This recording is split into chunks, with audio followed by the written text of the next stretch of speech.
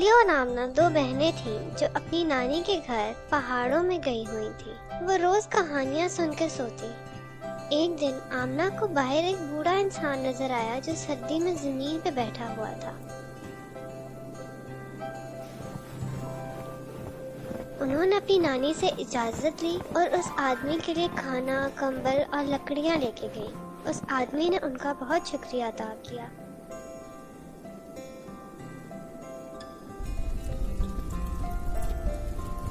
कुछ दिन बाद आमना और आलिया दूर कहीं पहाड़ों में खेल रही थी।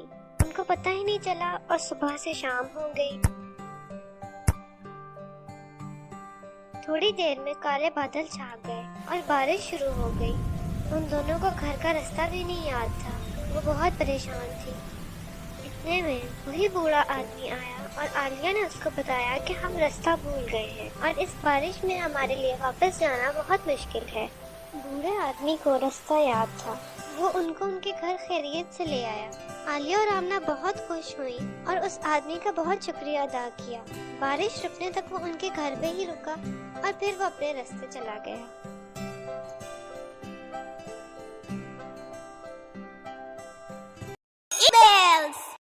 एक दिन की बात है।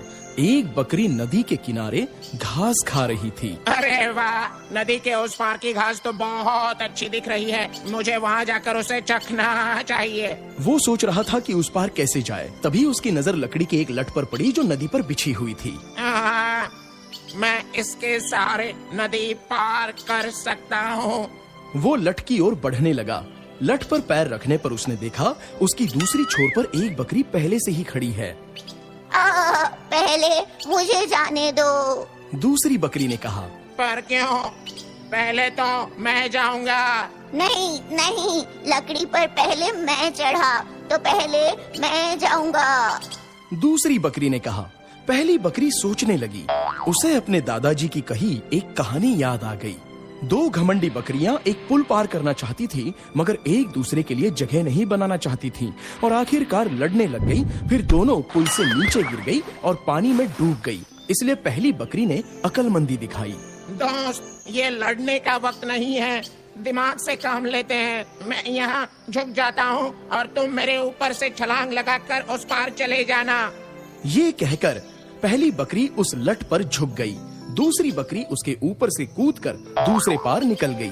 बहुत बहुत शुक्रिया दोस्त, तुमने अक्लमंदी से काम लिया। दूसरी बकरी ये कहकर चली गई। कोई भी काम करने से पहले एक बार